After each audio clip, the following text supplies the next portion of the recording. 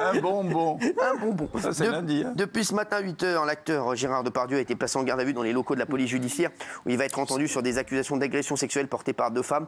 On va tout vous dire sur cette affaire avec Reda Bellage qui est avec nous, qui a toutes les infos. Regardez d'abord ce qui s'est passé. Ça va ? Interrogé dans ses locaux de la police judiciaire parisienne, l'acteur doit répondre d'accusations d'agression sexuelle sur des plateaux de tournage. À 75 ans, Gérard Depardieu, icône du cinéma français, doit répondre de nombreuses accusations de nature sexuelle. Il est notamment mis en examen pour viol, après une plainte de la comédienne Charlotte Arnoult. En octobre dernier, l'acteur se défendait dans une tribune au Figaro. Je ne suis ni un violeur, ni un prédateur. Au tribunal médiatique, au lynchage qui m'a été réservé, je n'ai que ma parole à opposer. Alors, oui, bonsoir Reda, merci d'être avec nous.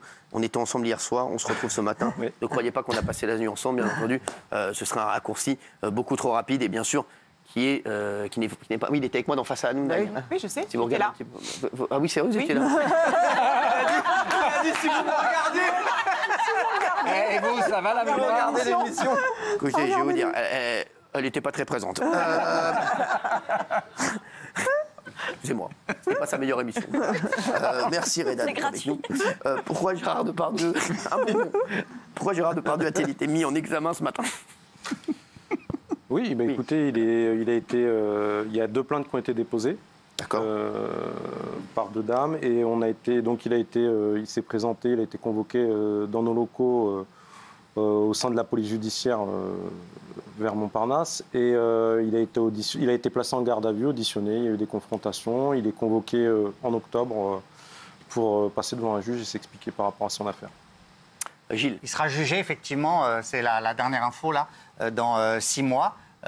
Pour agression sexuelle sur 2 femmes. Alors, il a été convoqué ce matin après 2 plaintes pour des faits qui remontent à 2014 et 2021.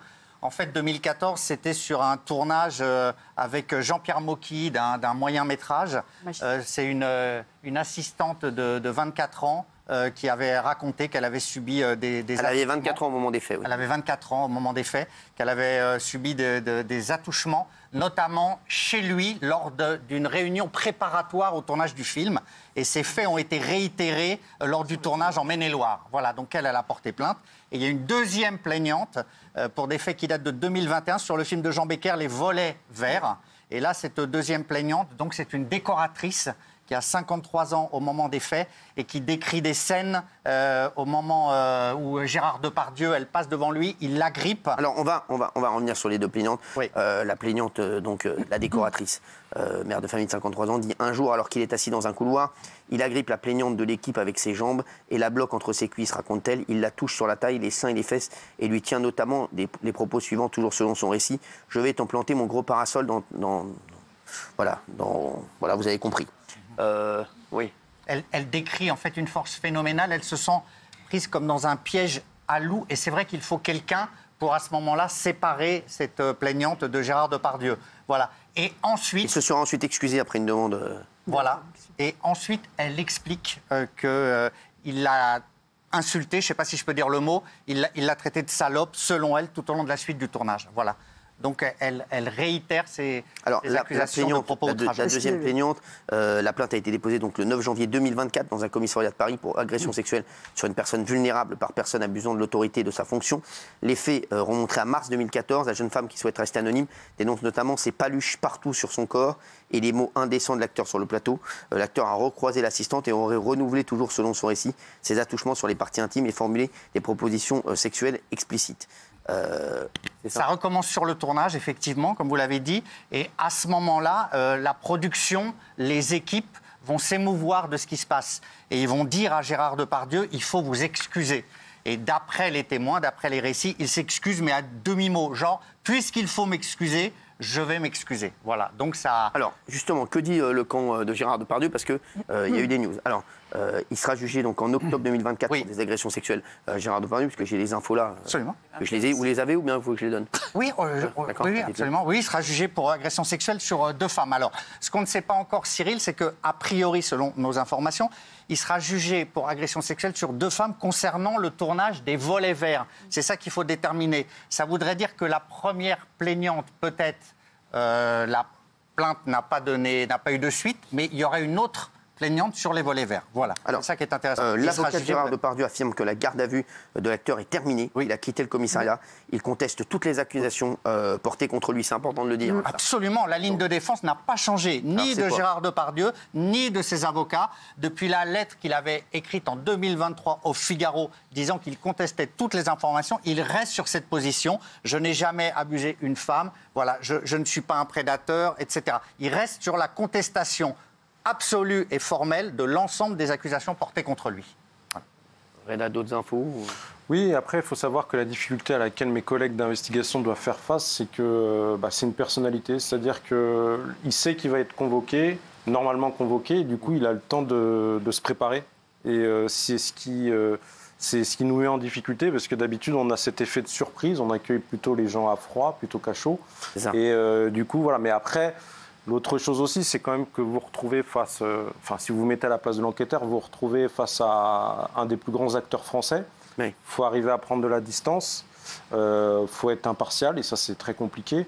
Et puis, vous avez surtout la pression médiatique, la pression de la hiérarchie aussi, parce que, non pas qu'on veuille forcément des résultats, mais tout le monde veut être informé jusqu'au plus haut sommet de l'État, veut être informé en temps et en heure. Alors, la lettre de Gérard Depardieu, elle avait fait énormément parler, Gilles. Cette lettre où, d'ailleurs, il parle du lynchage médiatique qui lui a été réservé.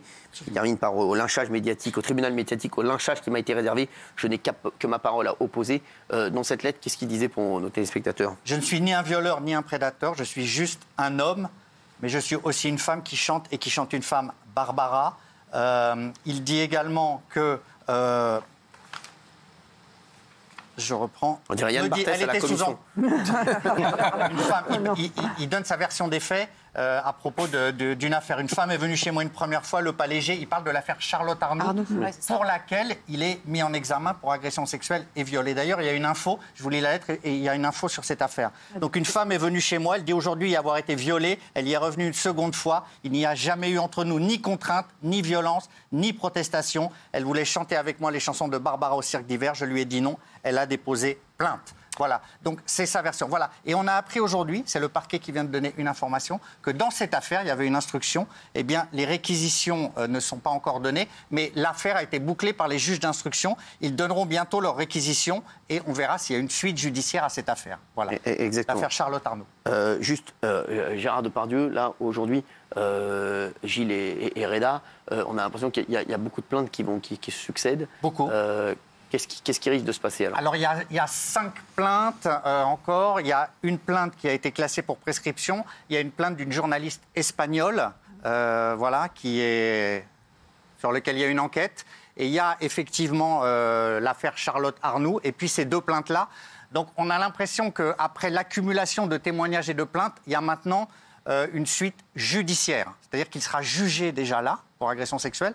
On risque 5 ans de prison pour agression sexuelle, et 7 s'il y a des circonstances aggravantes. Voilà. Et on aura bientôt la réponse pour l'affaire Charlotte Arnoult, pour laquelle il est mis en examen depuis 2020. Voilà. Donc ça évolue beaucoup sur le front judiciaire. Très bien. Oui, et puis ce qu'il faut constater, je suis obligé de le dire en tant que policier, c'est que dans le cadre de l'affaire Naël, où Florent a décidé de faire usage de son arme parce qu'il estimait être en légitime défense, au plus haut sommet de l'État, on a mis de côté la présomption d'innocence. Et on a dit que c'était inexcusable et inexplicable. Je constate aujourd'hui néanmoins que quand il s'agit d'un acteur très connu et reconnu, là par contre on parle de présomption d'innocence. En tout cas c'est la position qu'a eu le président de la République. Donc moi je viens à l'émission, je sais que c'est une émission, on peut dire les choses. Oui, bien sûr, mais c'est des choses. Alors je vais vous dire, Reda, vous pouvez tout dire et au contraire. Non mais c'est intéressant. Vous voulez que je vous dise, il y a un téléspectateur qui vient d'écrire à l'instant, je vous jure que c'est vrai, est-ce que ça aurait été pareil si ça n'avait pas été Gérard Depardieu ?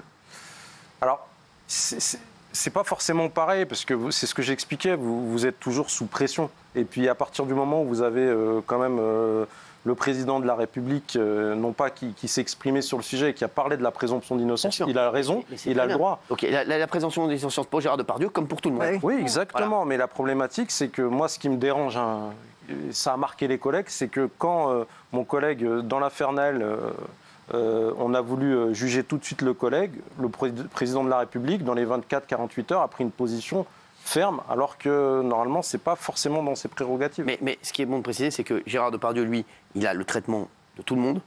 Mais ce que vous êtes en train de dire, c'est que votre collègue, lui, n'a pas eu le traitement de tout le monde. Oui. Après, chacun juge comme il veut juger. Mais moi, je protège et puis je défends les policiers. Je décrypte aussi. J'essaie toujours de prendre de la distance. Mais la présomption d'innocence, quand vous faites une action de police, nous, c'est-à-dire qu'on est confronté à un danger, on doit prendre une décision rapidement. Là, on peut monter ou descendre. En tout cas, là, on a quand même plusieurs faits qui sembleraient peut-être avérés, respecter la présomption d'innocence, mais il y a plusieurs faits. Vous voyez ce que je veux dire? Présomption d'innocence, on attend exactement, mais c'est bien de préciser. Oui, puis on peut constater aussi que, comme dans l'affaire Plaza, curieusement, nous, on se plaint souvent, et je m'en plains encore aujourd'hui, que les traitements de certaines affaires mettent du temps. Je vais donner un exemple. Le 23 septembre, quand vous avez eu la manifestation contre les violences policières, on a détruit un véhicule de police. On a réussi à sauver les collègues grâce à la Bravem. Un collègue a sorti son arme. On avait une femme collègue qui était blessée. On en avait parlé d'ailleurs sur ce plateau. Une femme et 2 autres collègues. Et l'individu, le Black Bloc, lui, il passera qu'en septembre. Alors que l'affaire date de septembre. Donc je suis surpris que eux, ils passent tout de suite et c'est traité tout de suite. Voilà. Je suis assez d'accord avec vous là-dessus. C'est quand même embêtant. Je suis d'accord avec vous complètement, Reda. Merci d'avoir été avec nous. En tout cas, dans un instant, Natacha Saint-Pierre.